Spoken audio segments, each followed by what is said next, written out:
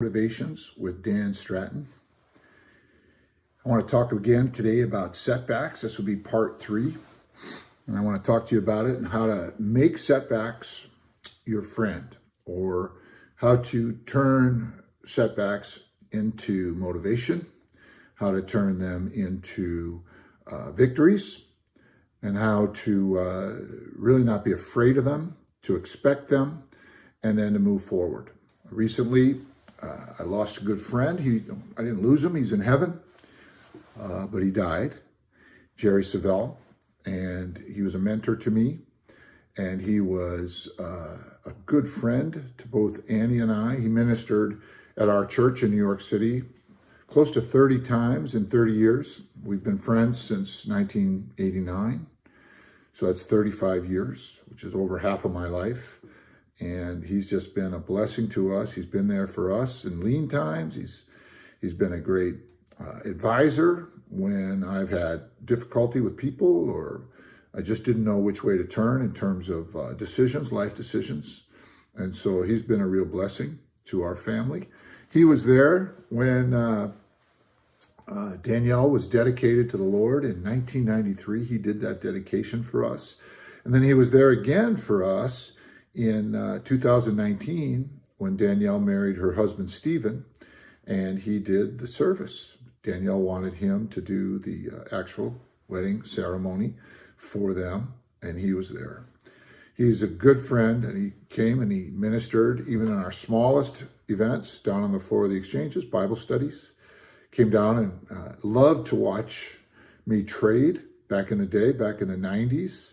Used to come and just go up to the visitors' observation deck and actually watch me. I didn't even know. He and my wife would be up there, and they'd watch me for half an hour trade at the end of the day, and they'd watch me trade the close, we called it. And it was something. But to lose someone like that, someone that was always in your corner, he wasn't in my life every day, but he was there just in my back pocket, like he was just always with me, so that when trouble came, I could call him if I wanted to call him. So how do I turn that around now? How do I turn that around? I've learned in my life that when something goes awry, if someone who's been carrying a lot of weight, impacting things, taking care of things, leaves, for whatever reason, on a job, on a team, in a group, or in life, that somebody else has to step up.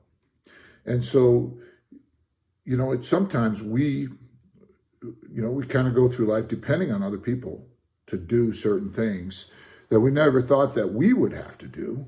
We never thought that we would have to step up and become a stronger leader, a better example, a louder voice, more available, all those things. And all those things are promotions, if you look at them properly. I always say, I get to. I don't have to. I don't have anything that I have to do. I don't have to. I don't have to breathe. I don't have to eat. I don't have to sleep. I don't have to, but I need to. It would be a good idea if I did. And it's the same thing here. When somebody goes to heaven, there's a void that's left. And I'm not talking about moving into his job but I'm talking about in the realm of life, being there for others, being available to give advice, to be available, to be a listening ear, to be available, to be supportive, like he was. I am available in my sphere, but I want to be better at it. I want to be more available. I want to be wiser. I want to be stronger. And so when you see that void, rather than just being sad or grieving, take stock and step up. Last year, my dad died. He went home to be with Jesus. And he's in heaven also. I know he's born again and saved, and he's in heaven, which is wonderful. But I miss him. And in my family, there's a void. There's a void. And as the oldest son, his oldest son, the oldest kid, It's my job to make myself more available, to be more attentive, to be more supportive to my brothers and sisters. And so that's something that, they may not need, but I recognize it, this setback, his death, Jerry Savelle's death, I recognize it as an opportunity to up my game, to get stronger, to take more responsibility. And I suggest when you look at your life, a lot of times we have a tendency to suffer a loss and then we just kind of leave it in the loss column and we call it a loss. I learned a long time ago as a commodities trader in one area, as an athlete in another area, the quickest way to lose is to quit. You can lose in the first inning of a baseball game if you just stop trying. You can lose in the second quarter of a football game if you just give up. I've seen guys do it. As a commodities trader, if I had a bad trade on my first trade of the day at 9 o'clock, I'm down 10 grand at 9 o'clock. I still got all day to make that 10 grand back if I don't quit. And if I have a bad full day and I'm down 18 grand at the end of that first day, I got a whole week to turn that around and make it positive and make it stronger. So when you learn in life that setbacks don't defeat you, quitting defeats you. And when you start to see that setbacks are opportunities rather than something you just write off like that'll never be replaced. When my father died in last year, 2023, my grandson was almost a year old. So the loss of my dad hurt. It hurt. But I had my grandson, and the joy of my grandson filled my heart. And the fact is, my grandson's in my life almost every day. Where my dad, I'd go see him 3-4 times a year. He lives in Minnesota. I live in New Jersey. And he was in my life, in my thoughts, and in my DNA, and in my discipline, my work ethic, everything like that. But my grandson was now in my life.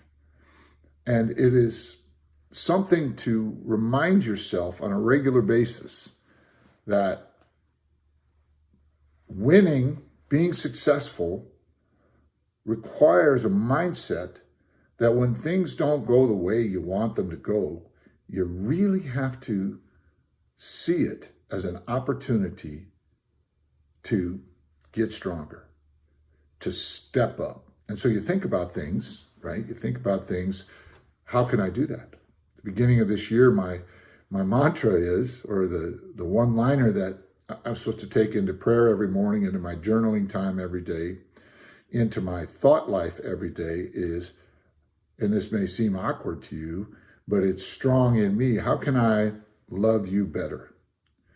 And that goes for the men that I work with in prison. That goes for the leaders I'm training in Cuba. That goes for the leaders I'm training in my church. That goes for the men and women that I'm mentoring in business. How can I do better for them? How can I listen better? How can I learn so that I know more, be wiser, learn about, opportunities, learn about resource supplies, learn about concepts and new technologies? How can I train to serve? Always looking for ways to see setbacks as opportunities to get stronger, opportunities to train. And you might imagine that when I have this mindset and I think about this and I teach the guys in prison, right? I teach the guys in prison, see your setbacks as opportunities to learn, as opportunities to grow. You've got a lot of downtime. You're sitting here in prison. Read a book. Read 10 books a week. Read your Bible. Begin to learn to write better. Write every day. Write every day. Send that writing to me. I'll read it. I'll get somebody to read it. I want to be more available to you. So as I think about these things, and these guys are locked up, they got time. So how do they see that setback, which is going to set them back a lot of time, a lot of years? How do they turn that around and make it, cause them to grow, make it positive, make it edifying in some way? How can they use that obstacle? How can they use that adversity to really, really grow? And so it takes a lot. It takes a lot to make that decision. I think of David. You guys know David and Goliath, right? And David was the outcast son, right? And so he was given the dregs of the work, while his older brothers, he had a lot of them, I think he had 11 or 12 of them, they were all like soldiers, and they were in the dad's house, and they were highly valued, but not David. David was sent out to take care of the sheep. He was the youngest. He was the one that basically his dad threw away. And yet when David was out there, he took his responsibilities seriously. And while he was out there, he trained. He learned, he actually taught himself how to work a sling so well that he could hit a stump from 200 yards away with either hand. That's a lot of training. That's a lot of practice. To the point where he could take down a full-grown bear from 100 yards with a stone and a sling. Take down a full-grown lion. He's not out there wrestling with this lion and this bear. He's taking them down with the sling. Goliath wasn't the first giant animal he took down, because David took the setback of him being treated poorly by his own dad to train. And so I say that to you today. When the world rejects you, get better. I say this to my artistic types in New York that come to me for advice. When you get rejected for a part, when you don't get selected, get better. Train. Sing more. Study your craft more. Get to the gym. Get better looking. Eat better. Sleep better. Train. Because you're going to get your chance. You're going to get your chance. And I've learned in my life over and over and over again, very rarely was I the first pick. When I was a junior in high school, I wasn't the first pick for quarterback, but the varsity guy who was a senior went down. I got the job, and I started for 2 years, set some records, ended up going to Yale University, getting into college. But I wasn't the first pick. I was a defensive linebacker. I was starting on a linebacker. I was captain, but I wasn't the first pick for quarterback. And it's quarterback that got me into college. Same thing happened when I got to college. I had to switch positions to get on the starting lineup and to letter. So now I'm a receiver playing behind a guy who went to the pros and played for 10 years in the pros. So then all of a sudden he graduates, and now it's next man up. And I was the next man up. And in fact, there was a guy in front of me on that in my junior year, and he went down. And then I got the job, but I was ready. I had trained. I didn't sit there and see the fact that I was number 2 on the depth chart as a negative. I just knew that when my opportunity came, and it would, that I would be ready. I would be ready. Now, I'm telling you right now, opportunities are coming, and some of you have just experienced setbacks. You need to make that setback, you need to place it in your mind in a different place. Not as a negative, not as an opportunity to quit, but as an opportunity to get stronger. The Bible talks about if a door closes, God's going to open another one. And every now and then, God actually closes doors so that you don't go through the wrong door. Start seeing closed doors, rejection, as good, as I wasn't supposed to go that way. And just find another way to go. God has not given you the spirit of fear, but power, love, and a sound mind. God has not given you the spirit of fear, but power, love, and a sound mind. Setbacks, make them your friends. Begin to prepare and train and watch good things start coming your way on a regular basis. Watch good people start recognizing your resilience, start recognizing character in you. And as you're training, you'll start to up your game and your competence level will come up, and they'll start recognizing skill sets. And I always see it. You're going to see things clearer. You're going to be more efficient. You're going to be more productive. You're going to be more promotable, and you're going to grow. So I thank you for listening to Morning Motivations with Dan Stratton today.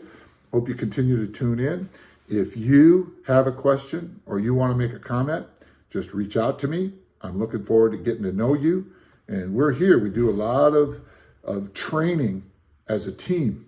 So if you'd like to become part of those teams and part of this network of people that are really growing, that are overcoming obstacles, that are doing those next smallest doable steps, that are living in a thankful place and realizing what we would do if we knew we would succeed. All right, buddy. If you've been on here today, reach out. I look forward to meeting you or reconnecting with you, whatever it is.